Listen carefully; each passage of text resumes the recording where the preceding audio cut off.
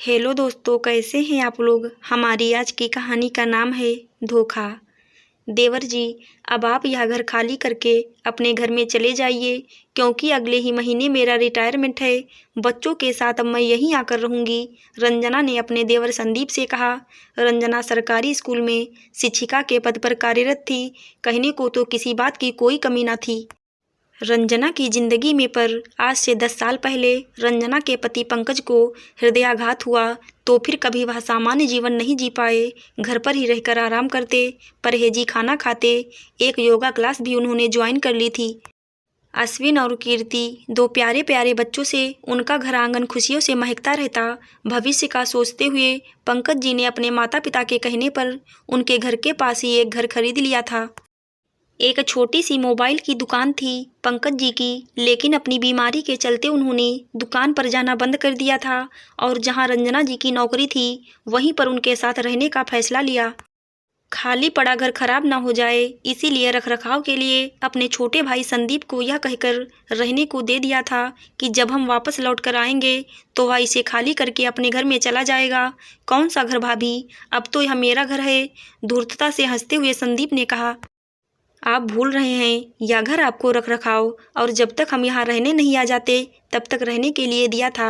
आप अगर यह घर खाली नहीं करेंगे तो रिटायरमेंट के बाद अब मैं कहाँ रहूँगी। मैं कुछ नहीं जानता, अब मैं यह घर पूरा खाली नहीं करूँगा। आप निचले हिस्से में रह लीजिए और ऊपर के हिस्से में मैं ही रहूँगा। पंकज और रंजना को समझ में नहीं आ रहा था कि उम्र के इस पड़ाव पर अब उन्हें अपने ही खून के रिश्तों से इस तरह की जंग लड़नी पड़ेगी। संदीप के इस तरह से बोलने पर पंकज जी जोर से चिल्ला उठे। अपने भाई के साथ ही दगा करता है, क्या यही संस्कार दिए हैं हमारे माँ बाप ने। तुझे शर्म नहीं आती अपने बड़े भाई को धोखा देते हुए। पंकज जी के ऊंची आवाज में बात करने पर संदीप की पत्नी विभा ने पुलिस को फोन करके कहा कि आप जल्दी घर आइए, मेरे जेठ मेरे साथ बदतमीजी कर रहे हैं। इस उम्र में अपने ऊपर यह इल्जाम पंकज जी बर्दाश्त न कर सके और उन्हें पैरालिसिस अटैक आ गया। हृदय के मरीज तो पहले से ही थे, अब तो पूरी तरह से बिस्तर से लग गए थे अपना ही घर खाली करवाने के लिए। इस उम्र में रंजना को कोर्ट कचहरी के चक्कर लगाने पड़ेंगे, यह तो उन्होंने कभी सपने में भी नहीं सोचा था। आपसी रिश्ते खत्म हो गए सो अलग। संदीप ने पंकज और रंजना पर कई झूठे इल्जाम लगाकर कोर्ट केस कर दिए थे। साथ ही साथ उसने यह भी कहा कि बड़े भाई पंकज ने जब यह घर उसको रहने के लिए दिया था तब उससे कहा था कि वह हमेशा इसी घर के ऊपरी हिस्से में रहेगा।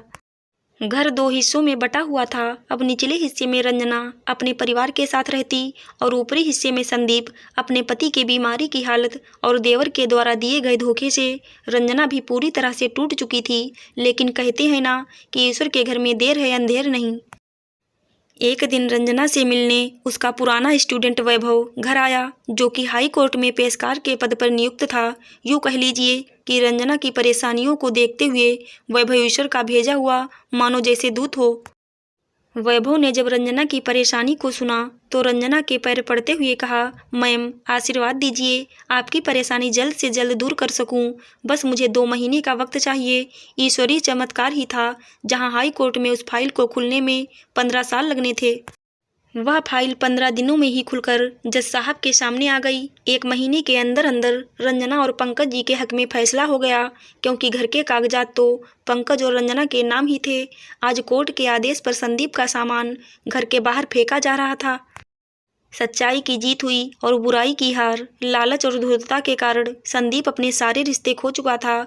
जीवन के रण क्षेत्र में रंजना और पंकज जंग जीत चुके थे, वहीं दूसरी ओर संदीप अपने सारे रिश्ते खोकर सभी की नज़रों में गिर चुका था।